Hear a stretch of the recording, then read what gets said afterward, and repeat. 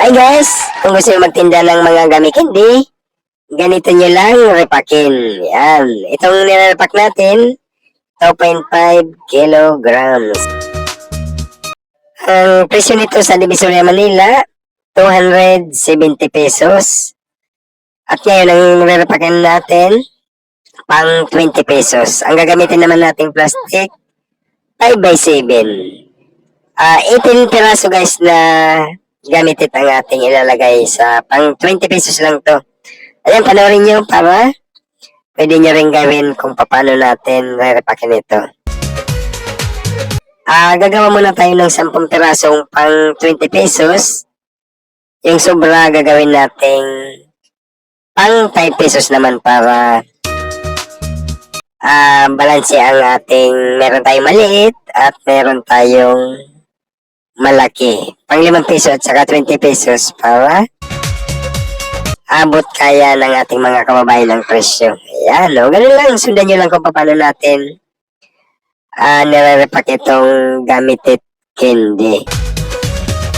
Ito kahit saan naman tayo, makakabili tayo ng mga ganitong gamit sa mga palengke, kung saan tayong mga lugar. Pwede rin dito kung dito kayo sa Metro Manila, sa Divisoria. Divisoria, Manila, o di kaya sa mga palengke lang na malapit sa inyong mga lugar. Yan. Mas maganda guys, doon kayo bibili sa mga nag-wholesale price para makabawas tayo ng yung puhunan natin. Ito hindi naman gano'ng kalakihan ng kung mga baguhan pa lang kayo, pakilo-kilo mo ng inyong bibilhin para masusubok ninyo kung anong klaseng gamit hindi ang mabili sa inyong mga lugar. Ito guys, pero kahit ano namang gamit guys, mabili sa ating mga kababayan.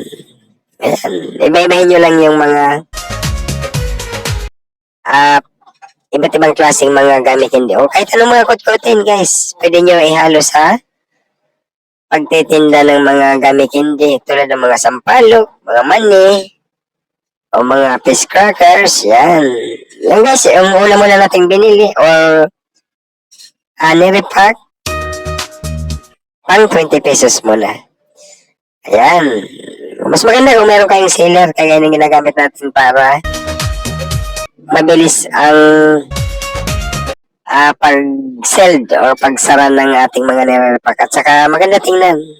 Ayan. O ganyan lang. Pagkatapos niyan, gagawin natin pang 5 pesos naman. Kasi ang mga kababayan natin, minsan 5 pesos lang pera. O para may mabibili. Yan. Pangmasa lang yung mga ganitong panida guys para at mabilis natin maititinda yung mga ganito. Yan. Itong mga gamit hindi. Ganyan lang.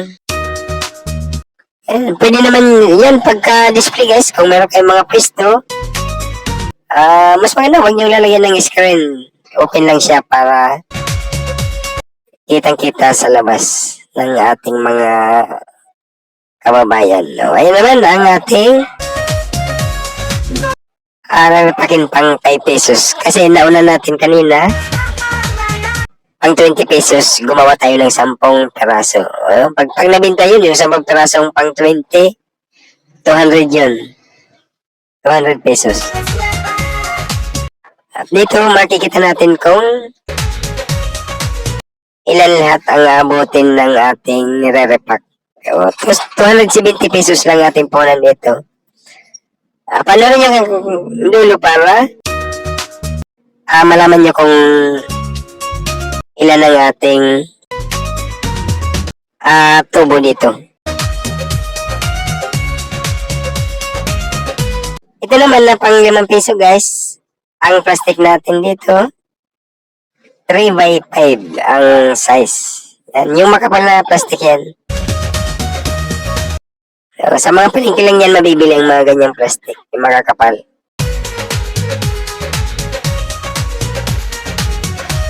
Ayan, pwede naman din kahit sa mga plastic ng pang yelo, pwede rin. Kung mga baguhan pa lang tayo, pwede nyo rin ibalot yan sa mga basta yung plastic lang na clear, yung nakikita niya or nakikita ang laman para madali maibenta. Yan, ganun lang. Gagamit lang tayo ng mga gloves na plastic para mabilis natin may re-repack yan. Kakamayin lang natin yun. Para, saka yung mga plastic na yun guys, pagkatapos nyo gamitin, o tapon na yan. Kasi, makakabili naman tayo ng plastic gloves na yan na napakamura lang yan.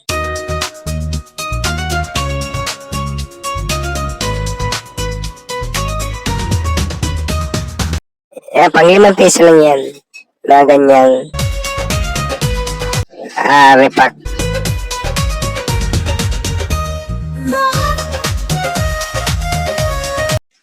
Depende rin sa inyo kung magkano inyong gustong presyuhan.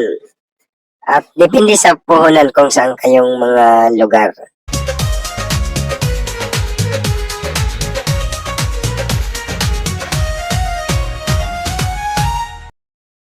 At bago naman ninyo guys ito sell, bilangin nyo muna ang inyong nirepack or yung binalot ninyo kung ilan peraso or kung magkano nga abutin para alam nyo bago nyo i-sell kung magkano inyong tubo or kita. Yan, bago nyo i-sell, alam nyo na kagad kung magkano inyong tutubuin or kikitain. Bilangin nyo muna kung mga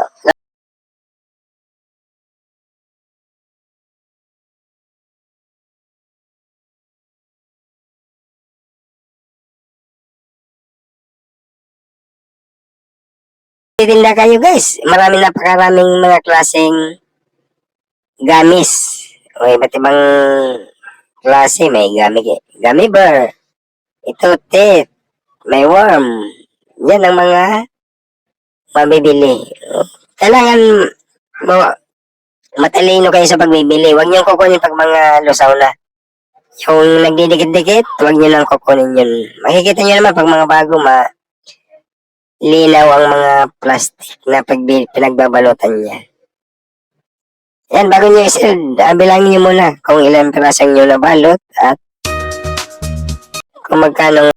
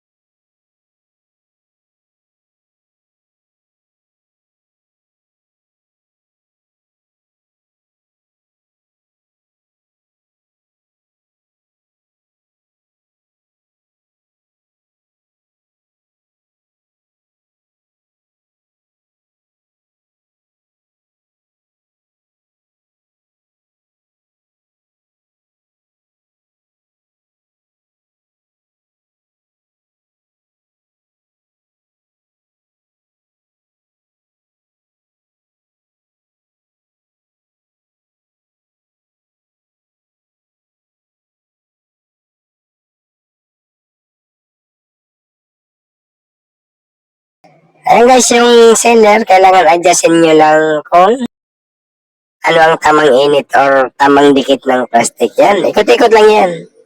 Kasi hindi yan napipirmi ang kanyang init. Minsan na sobrang init, minsan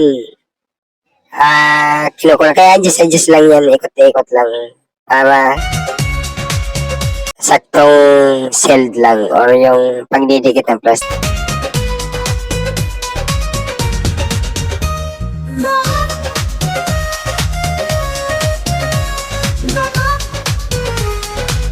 Ito, pwede naman natin to i-display sa mga basket. Pero ang ginagawa natin dito, ini-stapler natin to sa karton. Yung karton ng yan, ini-stapler natin to sa karton ng cake. Diyan sa bandang dulo, makikita natin kung paano natin to ini-stapler sa karton ng cake. Kahit anong cake, yung mga binibili natin pag may mga birthday dyan. Magandang mga karton yan lang pag malalaking karton guys. Huwag nyo lang putol-putulin ha. Hayaan nyo lang na mahaba ang pagkakagupit natin. Oo, lalo kung open lang ating pwesto.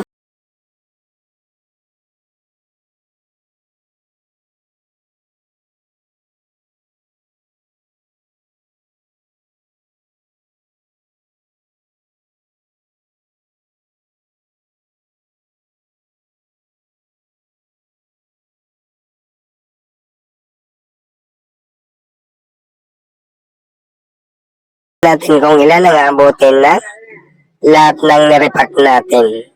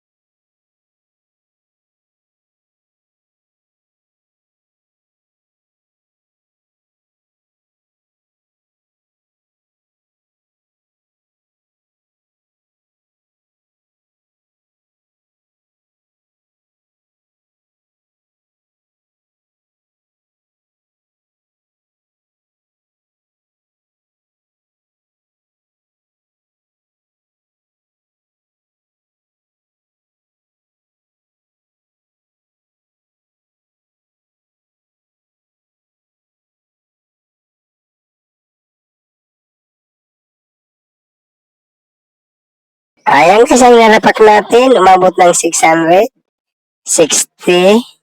pesos lahat. Ang punan natin ay 270. May lagpas tayo 390 pesos guys. O, may pamasahe. Yung plastic. O, yung gusto na sa plastic. O, yan no. May 390 tayong lagpas sa nirepack nating 2.5 kilograms. Thank you sa lahat mga subscribers at lahat mga viewers. Bye!